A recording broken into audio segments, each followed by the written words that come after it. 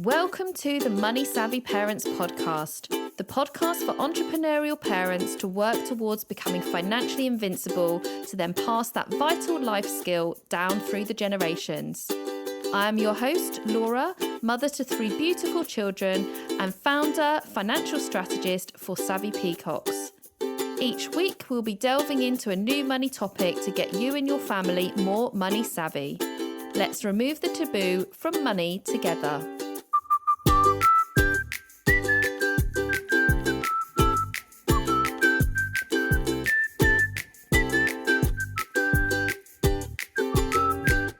Hello, everybody. Welcome back to my podcast. Thank you for tuning in.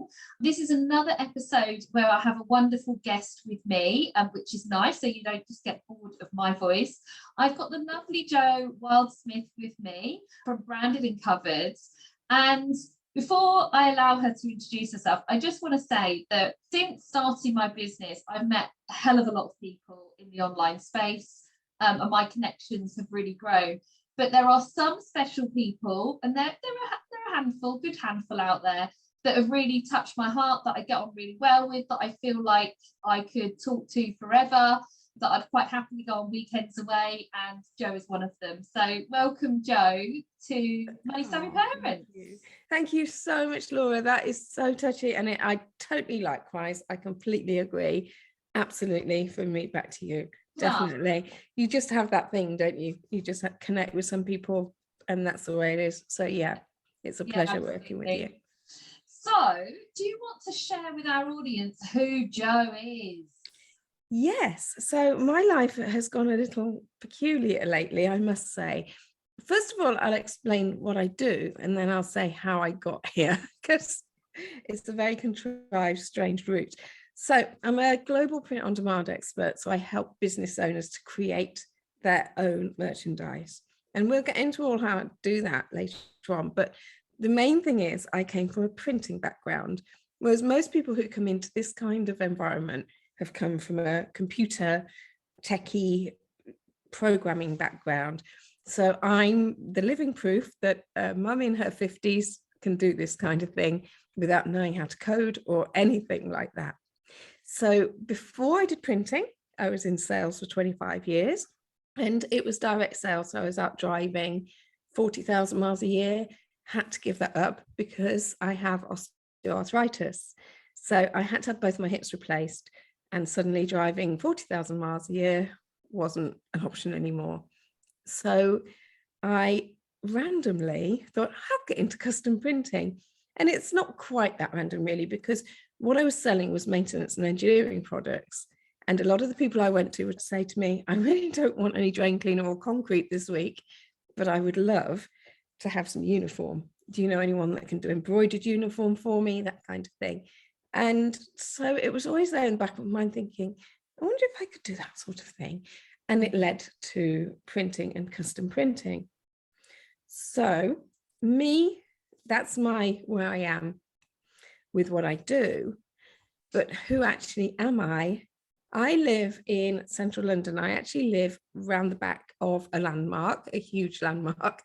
It's very interesting with my new partner. I say new, we've been together 5 years. But my previous life was up in Lincolnshire, very much the rural life with my 3 children.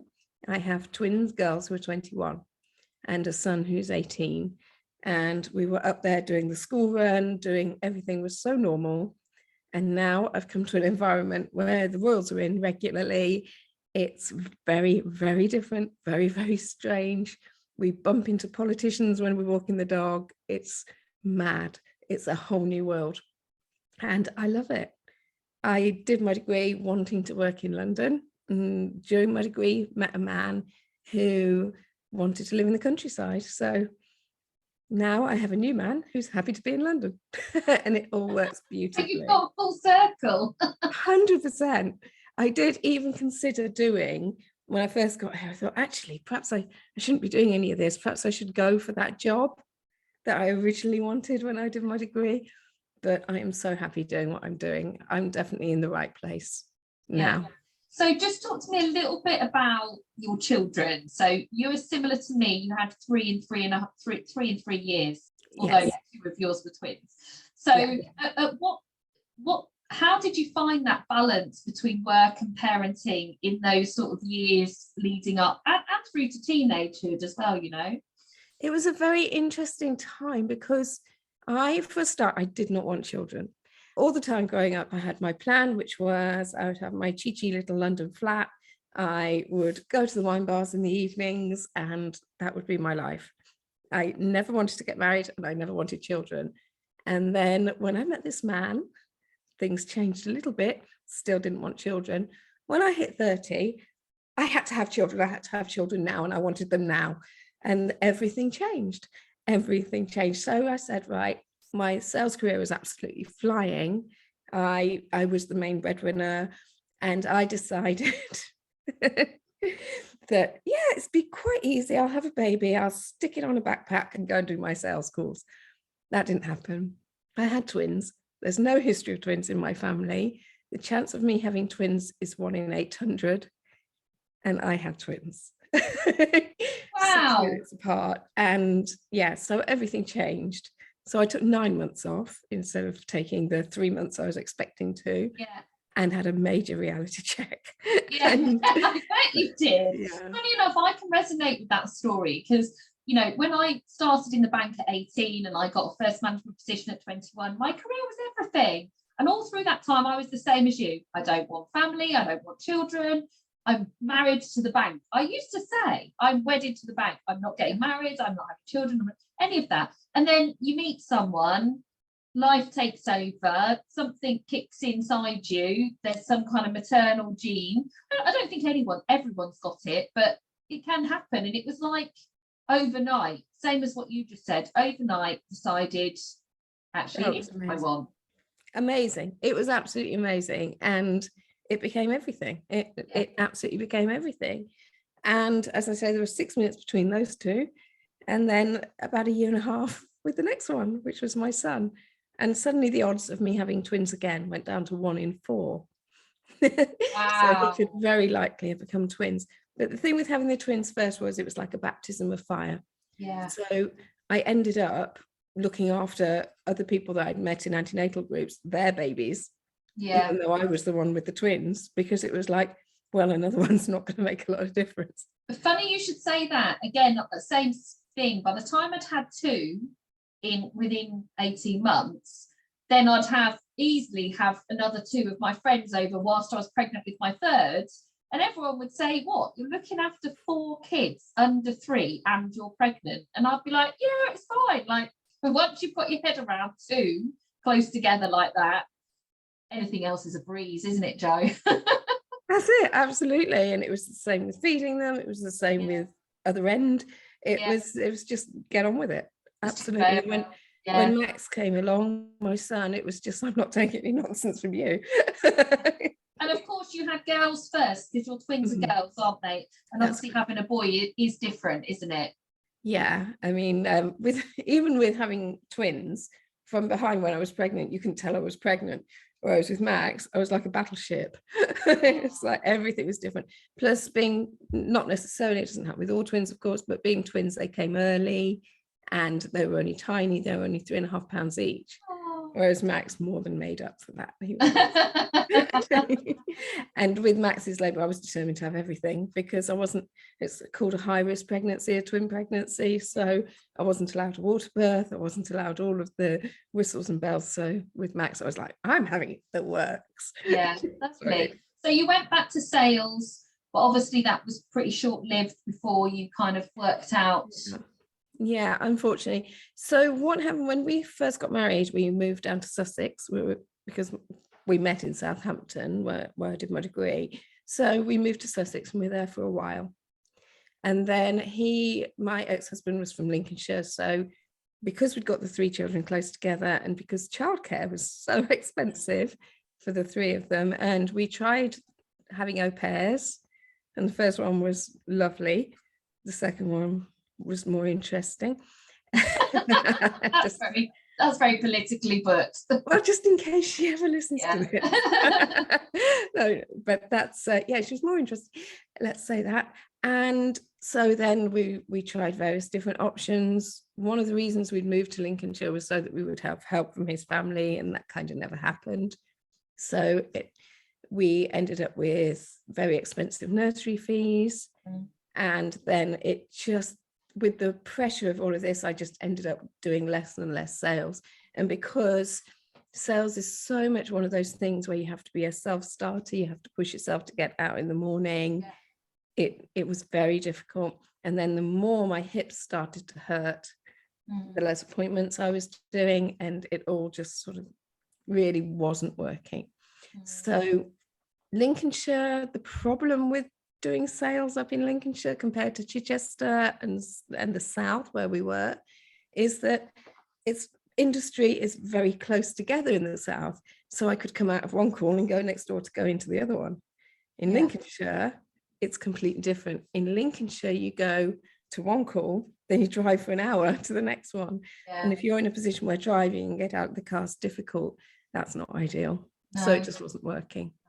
And even if you can afford those nursery fees, it's still such a hard pill to swallow, isn't it? Because I had a period of time, probably 6 months before my eldest started school, and whilst my youngest was then old enough for me to then go back to work. I had like 6 months of paying childcare for all three, and it was £1,800 a month. And even though I could afford it, it just feels like such a large amount of money. Like I could buy 3 houses and have 3 mortgages on 3 houses for that price. Exactly, absolutely. And then there's all the other side of I'd be waiting for an appointment, waiting for someone to come, and they might not turn up to the appointment. And I'd be thinking, I could be with my kids now. Yeah. And the rushing everywhere, the rushing in the morning, the rushing on the way home. Am I going to get stuck in traffic? Oh, honestly, I know where you're coming from. It was all the drama. Everything was a drama. And that's why it's nice what you're doing now, isn't it? Because similarly to me, you work on your terms, and absolutely, and you don't have that big rush. And I assume you've carved out the lifestyle that suits you. I have, but I do a lot more hours now. Because it's not, I'm not restricted anymore to when my customers are going to be there, because it's global what I do. So it's very much, I'm doing a lot more hours now. My partner will come in from work and he'll say, right, okay, I'm my office is downstairs and our lounge is upstairs, and say, oh right, I'm going to go up, have a little break. And I'll be like, see you in a couple of hours. And I just carry on, because for a start, what I do, I enjoy so much that I find it hard to come away from it. But on the other hand, sometimes you should say, right, my working hours are going to be, and stick to them. Yes, it's clear boundaries, isn't it, really? I mean, I have to literally block time out of my diary and carve and decide, okay, if I'm going to work late on Wednesday night, then I'm not going to work Thursday morning. And I really am quite strict with that. And when I've got something particularly that needs to be done, that I need to focus on, that I could easily procrastinate about and put off and feel doing other jobs, I have to literally put my phone on flight mode and close my door and sort of say, that's it, I'm not leaving until this gets done, and this is the amount of time I've got to do it. So I have to be really strict with myself. So I can completely understand what you're saying. It's so easy when the benefit of not being on someone else's time, but also the other side of it is, if you're not strict with your boundaries, there is no limit on time. You could work till midnight if you want to. Just you need to feel I guess you need to feel your energy as well, because with what you do, being creative, I'm assuming there'll be times where you're feeling more inspired and more creative than others. Definitely. And a certain amount of it is quite routine as well. So for example, the uploading side, and I appreciate I haven't really explained how it all works yet, but the uploading side can be quite monotonous, because if you're uploading 300 products or something, you're doing the same action with maybe only 1 or 2 little tweaks. Whereas things like the designing, the showing people how to do it and seeing the look in their face when it all comes together, all of that is the magic for me. And also sharing it and helping people to then go out, take it forward and create another income stream if they want to. Yeah. So let's talk about that. Let's talk about pod. So we call it pod, by the way, for any listeners, because it's print on demand. So don't get confused with pod and podcasting. It's pod, print on demand. I came across Jo through Facebook, through a mutual connection we've got in Louisa. And I think that's how we met. And I think you've been into Clubhouse as well a few times. But I really was interested in print on demand initially because everyone used to say how amazing my branding is and how recognizable it is and how fun and quirky it is and the colors. And so when I heard you talking about pod, that's what got me interested. But obviously since then, I mean, the calculations we've made are a bit crazy, but since then, you know, the opportunity, the additional to my business is amazing. So do you want to use me as a live example to be able to explain to people how they can draw pods into maybe what their existing business? Yeah, sure. So the way I've come into all this, because coming from what I was doing printing for businesses, for business owners, when the pandemic happened, I started looking at print on demand, and I thought, with a little help with some of my customers, we looked at it and we thought, hang on, this can really work. I can really bring people with their branding and stuff that they would normally want me to print or get embroidered for them. They could do it themselves and load it up onto a computer package, onto a platform. And suddenly they've got hundreds of products, all with that image on, all with their branding on. And that essentially is how print on demand works. You get an image, you load it on, and suddenly someone somewhere in the world can buy it. If they buy it, there's a factory near them in the country that they are in that prints it for them. They're sitting there with all the blank products. They print it, they ship it to them. So you, sitting over in your office in England somewhere or anywhere, you are not actually physically making it. When the order comes in, you're not physically making it, you're not taking it to the post office, shipping it out, not getting a courier in, not having to do any of that, not having the hassle of trying to get it in the middle, which is like the worst thing. Any of this stuff, that is not your problem, it's all someone else's problem. And these people in these factories are experts at it. So whereas yours might look a little maybe amateurish, theirs is really professional and it looks amazing and it gets them in days rather than months. So if you're sending something out to, say, out of Mongolia, California, wherever, it's a factory near them that does it. And that, of course, has environmental impact too, because it means that we're not sending things across the world. So all round it just works. The whole premise works. So I was doing it for branded merchandise for people like yourself. And yes, your logo incredibly, perfectly lends itself to it. For I signed up to your program. I remember you were like, oh my God, your logo. Oh, I can't wait to see that. I can't wait to see that. Can't wait to see that on all the products because it's beautiful colours, the shape of it as well, the fact it's a circle, so it will fit on most things and just perfect. So it was very easy to imagine. But once I show people how to do it, and once I've taught people how to do it, there is no reason at all why they can't take what I've taught them and come up with stuff for Father's Day's coming up. So designs for Father's Day, come up with designs all about summer and going to the beach, come up with designs that are for Christmas and that are suitable for Christmas. So it's not only your branded stuff, you can then take it on to be an additional income stream. Yeah, and that's, I guess, if you're an ideas person like me, then it's brilliant to be able to have it in your back pocket because you can start off with the basics of what you've already got. And I think we worked out something ridiculous like 15,000 different products with all these different designs on it, just by what I've already got. And then over time, as new sayings come out of my mouth and I want to add new slogans on, or maybe I'll come up with a new program, then I could do stuff like that. So there's that side of it where people could buy it from anywhere in the world. But I suppose the other side of it is also it's a great addition to your existing business to use with your existing clients. So you could send your existing clients merchandise with your logo on to say thank you for working with me. Or if you're going to go and do a group presentation, you would easily be able to get your hands on hundreds of notebooks with your logo on. Absolutely. It's brilliant for things like exhibitions, events, goodie bags, that kind of thing. It's brilliant for it.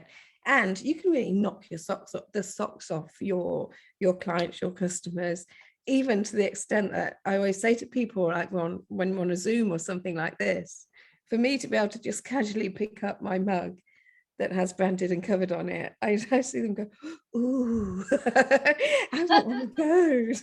And that's how it works. Yeah. I love it. And I'm all for generating different income streams. I think that's really important in business. But something I do want to talk about in relation to that, because I've really been getting into TikTok. I think I've said to you a few times, I'm a little bit obsessed. Although I will say I've bought lots of amazing products through TikTok, and I've learned a lot through TikTok as well.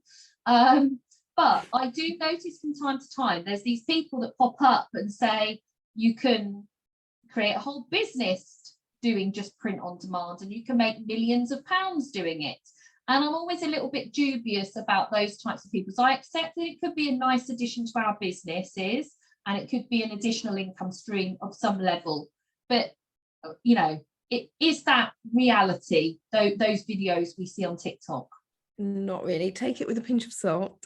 So if we compare it to something like YouTube, and a lot of people are on YouTube. I am just a fledgling YouTuber in the same way as I'm a fledgling TikToker. It's all there for when I've got time, as they say. But I get too carried away with pod. So yes, some people make hundreds of thousands of dollars, and I will say dollars because pod is massive in the US, getting bigger here, but massive in the US. So yes, you get people. There's one lady took a photo of the ocean. It lends itself to putting on a shower curtain and a bath mat, and she's made a lot of money just on that one shower curtain and bath mat. But they're the unicorns. Like in the same way as with YouTube, you get YouTubers. Oh, so-and-so's a massive YouTuber, multimillionaire, just by doing videos of their gran falling over and things like that. Yes, there are people who do that. That doesn't mean if you're going to take a video of your gran falling over, you're going to do that. So it is the same. And I will say that the more products you get on, the more products you have available, the more designs you have available on those products, the more likely you're going to get sales. Yeah. So someone, let's say it's not an existing business like I've got. If there's someone that's listening in, that's maybe a stay-at-home parent, or has a job full-time and they're looking for something as a side income, could they use print on demand in that way? Could they make like almost like a little bit of a side hustle, they like to call it, don't they? Yes, they could. Absolutely, of course they could.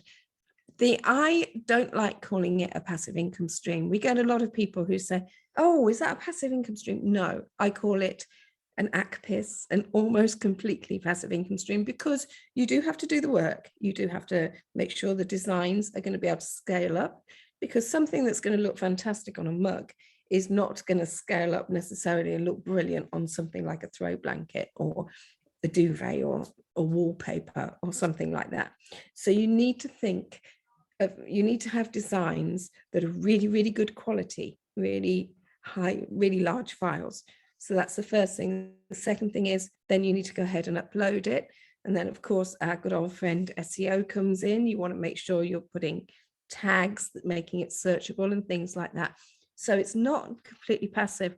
But once you hit upload, and once that's done, you can forget about it, and you need never tend to it ever again, because you'll get sales come in or you won't get sales come in. What you can do is go on social media and share it. You can tell your friends about it, all of that. So, and that's a really important point. So once you've worked out the sizes and the dimension, what works, what doesn't work, whatever, what Jo's talking about is once you've uploaded it and you've fiddled around with it a little bit, then it is possible for you to upload just that one design and it goes on to 300 different products on one platform. And so therefore, Jo Blogs might like a jumper, but Nancy down the road might like a mug or a t-shirt or a notebook or whatever. So that same design goes on to 300 plain products. Yeah, that's right. Now, when I say 300, it depends which platform you're using. Some of them only have 100, some of them have 200, some of them have significantly more, like 300. So it really depends. You don't have to do it through a platform. You can also do it through your own website. So you can integrate it with your own website. So for your customers that come onto your website and know all about you and love the things you do, they click shop and they see this array of products all bearing your logo, your merchandise. They buy it, it goes off and gets fulfilled by somebody else. So it's not like the old days where you would have to go to, for example, with t-shirts, a screen printer. They would print them all up for you. You'd have to buy several in every size and have them stored somewhere. You don't have to do that. It all just gets done literally, as they say, on demand. The odd. Yeah, and then the other side, I suppose I've heard you mention, but we've not got there yet with mine, is you can link it through Etsy as well. Etsy, eBay, yep. Yeah, so that's just awesome. I know what you're saying about 300 products and some have got 100, but what I wanted to point out is it's not like one product, one design at a time. Once you've worked out one design, it can go on multiple products. Absolutely. So it's very easy, if you wanted to have it as a side hustle or aside from something else you're doing in your life. I love it. I've fallen in love with it. I mean, I fell in love with you, and then I've fallen in love with when we started calculating and the numbers and all that kind of stuff. Yeah. It's just so exciting. And I've been working with you to pull our designs together in a celebration really of Sammy Peacocks, because I've just got to my 1 year anniversary. So hopefully by the time this episode goes live, some of the products will be live, so you guys can go on and have a look at what we've created, maybe as a bit of an inspiration for yourself, because you're right, like the days of holding stock and all that kind of stuff have sailed. Any business that's doing that, it's madness, in my opinion. If it's like a standard product, obviously if you wanted something more bespoke, then you would have to hold your own products.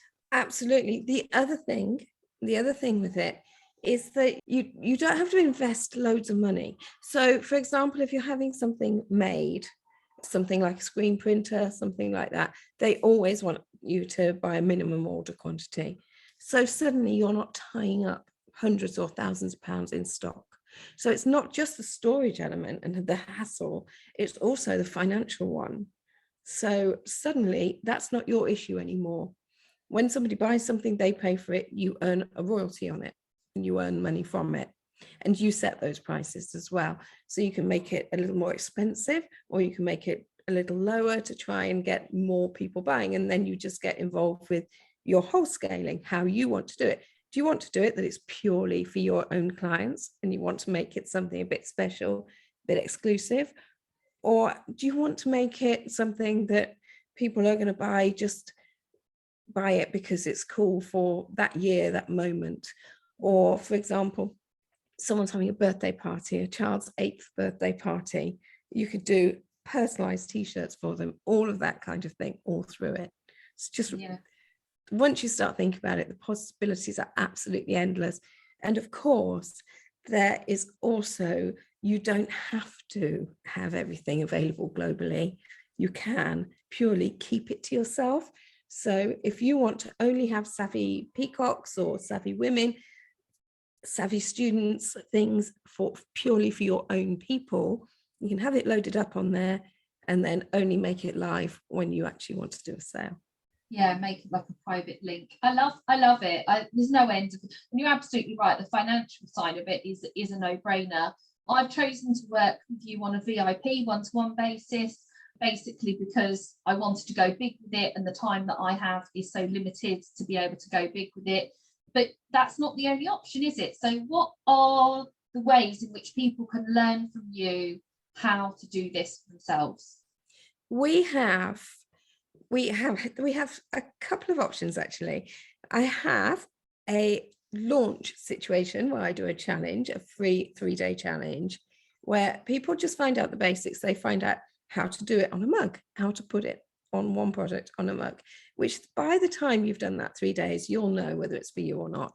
You'll know it'll be something that you absolutely, like yourself, get totally madly in love and obsessed with, and you just can't wait to do more. Or you'll think, actually, this isn't my world. But assuming it is, then we go on to 3 different programs. One is purely doing one package, one platform rather. So on this one platform, you get 100 products. There are 100 products. You learn how to do it. It's a video-based series with live tutorial troubleshooting sessions. So that's number one. The second one is a 12-week live course where we go through each section, and that's the one where you get 300 products. You learn how to set it onto your own website as well, and you learn how to take it to Etsy and eBay too. And there are 2 on that. Within those 12 weeks, you also get 2 troubleshooting sessions, because there's a lot we're covering. We're going through a lot. I do make it very simple. I do make it step by step. And what we do is we start with the simplest platform, and then we get slowly more and more complicated. But because you're adding in extra bits to what you've already learned, it doesn't feel complicated. It's a natural progression, and it does work really, really well. And then the top of the tree is the VIP, which is where you are, which is you tell me what to do and I do it for you. Basically, it means we do have consultations. So I know which images you want, where do you want it on all the products? Are there some products that you really don't want? Things like that. The positioning, maybe you'll want a pattern instead of just one image. And for example, your peacock makes a brilliant pattern, doesn't it? We love a pattern. When we got, so what we did is obviously we had the existing logos of everything, but we had this idea of having just the peacock without the words in gold and then putting them on purple products. It looks gorgeous, doesn't it? Like, you can't even see it's a peacock necessarily, but it's like a swirly. Oh, I love it. It's beautiful. It's absolutely gorgeous. And one of the platforms that you're on does wallpaper, so I can see your whole house having swirly gold peacocks everywhere. Yeah, absolutely. Right, so sorry, yes, the people could work with you also VIP, where you sort of take the reins, but also if you do the VIP like I did, then we also get access to being able to dip in and learn it for ourselves if you want to. That's right, because as you were saying earlier, it's really important that you know how to do it, or you at least have the training there for if you want it. Like some of my VIPs, no, I'm just not interested. Please take it all off me. I just want the products. Fine, that's great. But you do have also all the training, all the 12-week plan if you want to join into that, all the recordings of the lives. And also everything I do, I back up with full printable notes as well, because it's really important. Some people just like to be able to have, I'm one of them, like to be able to have notes and be able to doodle on them and highlight things and add their bits, add their 2 penneth. And that, for me, is how I learn. So I like to make sure that everything is visual, audio visual learning, but also you've got the written word too. Whatever I think that's really important, because everyone learns in different ways, don't they? And because I love it so much, I have signed up to become an affiliate of you. So anybody that is listening in or is interested in working with Jo and you've learned about it through me, then please use my link. That also means that you will get a bonus from me, which will be a personalised one-to-one with me to look over your numbers and your profit and your income. So we'll be making sure that it balances out with all your other income streams and that you position it and price it correctly. So we'll be looking at pricing in particular. So if anyone is interested, I'll make sure that the link is in the show notes. Even if you just, the main thing is join the 3-day challenge and get a feel for it and see how you feel after that. It's great. I love it. Absolutely. Yeah, but you've got nothing to lose by coming along to that because it's free and it's only an hour each day. So it's really a no-brainer, isn't it? Just come along and have a look. And yeah, I just hope that you'll feel the magic that we both do, because it is a little addictive. And you know, as my joke is, I'm never going to sleep again because I'm always uploading or posting something or sharing something that I've come up with. And certain designs lend themselves really well to certain things. A product that I'm totally obsessed with at the moment is a wine cooler. And I can just see why would you not have a wine cooler with your logo on? It just fits every business as far as I'm concerned. Yeah, and also you don't know what products are going to be more popular. So you could design something and think, oh yeah, that looks okay, that looks quite good, but you just don't know. It could just be a hit, couldn't it? And then, you know, who knows? It could lead you anywhere. And also something we haven't talked about is that because it is global and your design or your product or your words are going everywhere, and there's like a bio area so people can understand a little bit about who you are, it will also help you grow your audience because it will draw people back to your own website and find you on social medias and understands a little bit about who you are and what you do and what you're passionate about. So that's also the other benefit that we've not even talked about on here. So I love it. I can talk about pod. I'm not quite as obsessed as you are, but I definitely love it. I'm a massive advocate. Jo, I always ask my guests this question, so we'll finish up with this. If you were talking to your 20-year-old self, what advice would you give yourself? Well, I was 20 in 1988. So what I would say to myself is, if you hear about this thing called the internet, really prick your ears up and take notice, because it's going to be quite big. Take it seriously, because when the internet did sort of start to seep into my subconscious, I absolutely didn't think it was, for me. I thought, remember earlier in our conversation just now, where I was saying about web developers and all of that.